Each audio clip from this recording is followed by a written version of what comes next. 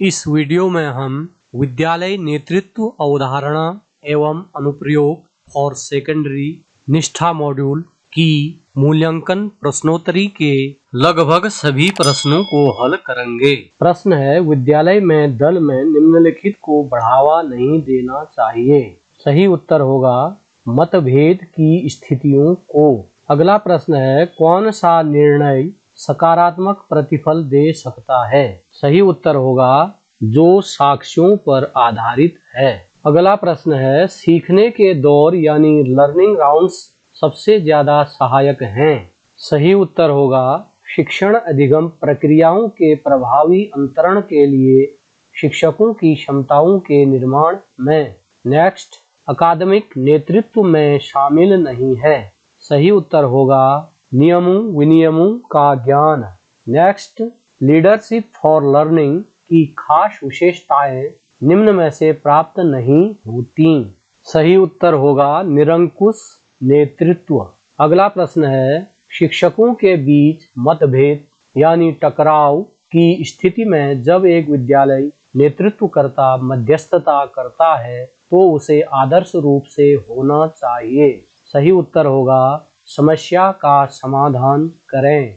अगला प्रश्न है, माध्यमिक स्तर शिक्षा का एक महत्वपूर्ण चरण है क्योंकि। सही उत्तर होगा यह उच्च शिक्षा और कार्य जगत का प्रवेश मार्ग है। अगला प्रश्न है, विद्यालय विकास योजना को आधारित होना चाहिए।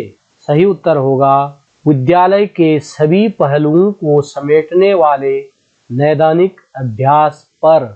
अगला प्रश्न है, निम्न सामाजिक आर्थिक पृष्ठभूमि के विद्यार्थियों की क्षमताओं को शिक्षक बढ़ा सकते हैं। सही उत्तर होगा उनके सीखने की आवश्यकताओं की पहचान करके और सीखने के प्रतिफलों में सुधार हेतु सहयोगात्मक तरीके से योजना बनाकर।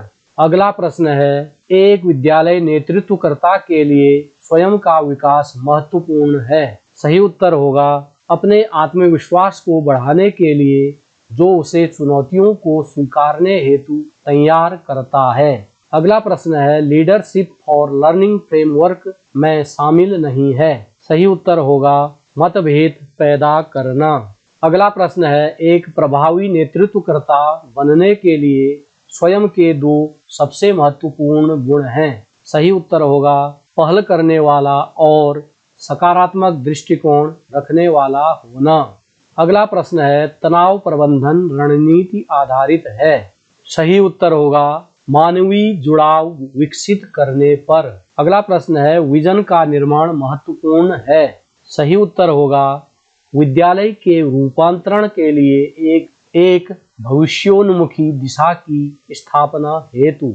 अगला प्रश्न है, राष्ट्रीय शिक्षा नीति 2020 इन दोनों को महत्व देती है। इसका सही उत्तर होगा व्यावसायिक और अकादमिक शिक्षा। अगला प्रश्न है, लीडरशिप फॉर लर्निंग ध्यान केंद्रित नहीं करता है। सही उत्तर होगा निर्णय लेने में देरी करने पर। अगला प्रश्न है, लीडरशिप फॉर लर्निंग का केंद्रीय विचार है। सही उत्तर होगा विद्यालय के प्रत्येक हितधारक का निरंतर एवं आजीवन शिक्षार्थी होना। अगला प्रश्न है, इनमें से कौन सी रणनीति अहिंसक संप्रेषण के लिए नहीं है। सही उत्तर होगा आक्रामक होना। अगला प्रश्न है, मतभेद समाधान के लिए एक प्रभावी व्यवहार रणनीति है। सही उत्तर होगा रचनात्मक सक्रिय। अगला प्रश्न है, माध्यमिक विद्यालय के नेतृत्वकर्ता के लिए नेतृत्व कौशलों में शामिल नहीं है। सही उत्तर होगा सकारात्मक दृष्टिकोण। आप शिक्षार्थी प्रतिफलों को शिक्षण अधिगम प्रक्रियाओं के साथ कैसे जोड़ते हैं। सही उत्तर होगा शिक्षार्थी प्रतिफल प्रभावी शिक्षण अधिगम प्रक्रिया पर निर्भर करते हैं। अगला प्रश्न है, प्रोफेशनल लर्निंग कम्युनिटीज का उद्देश्य है। तो पीएलसी का उद्देश्य है कार्य क्षेत्र में ज्ञान कौशल और अनुभवों को साझा करना। अगला प्रश्न है, एक माध्यमिक विद्यालय नेतृत्वकर्ता को क्या होने की आवश्यकता है। तो प्रश्न का सही उत्तर होगा लीडर बाय एक्शन। अगला प्रश्न है, एक माध्यमिक विद्यालय नेतृत्वकर्ता की सबसे महत्वपूर्ण भूमिकाओं में से एक है। सही उत्तर होगा स्वयं और शिक्षकों के सतत व्यावसायिक विकास का नेतृत्व करना।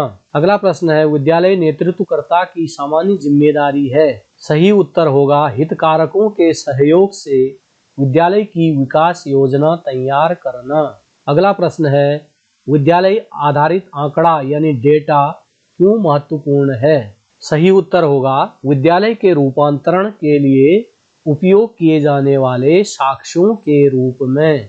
अगला प्रश्न है, मतभेद यानी टकराव की स्थितियों से निपटने का प्रभावी तरीका है। सही उत्तर होगा प्रभावी संप्रेषण कौशलों का उपयोग करना।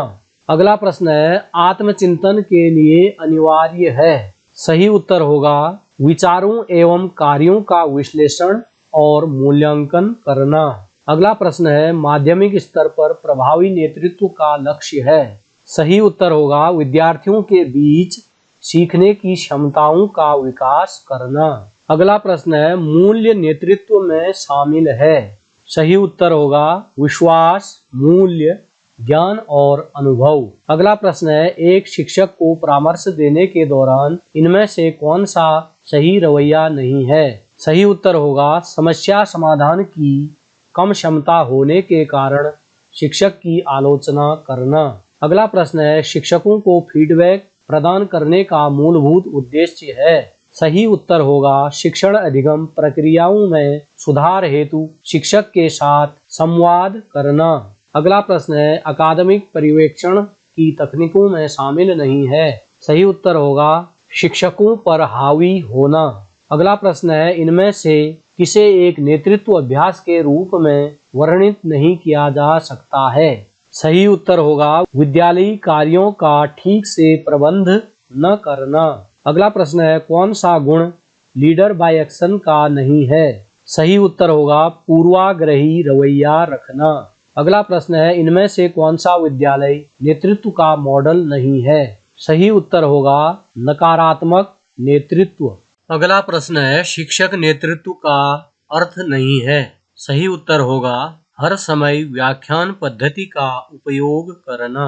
अगला प्रश्न है, SGOC का फुल फॉर्म क्या है। सही उत्तर होगा सबल पक्ष, दुर्बल पक्ष, अवसर और चुनौतियां। अगला प्रश्न है, एक अकादमिक पर्यवेक्षक का कार्य नहीं है। सही उत्तर होगा शिक्षकों और स्टाफ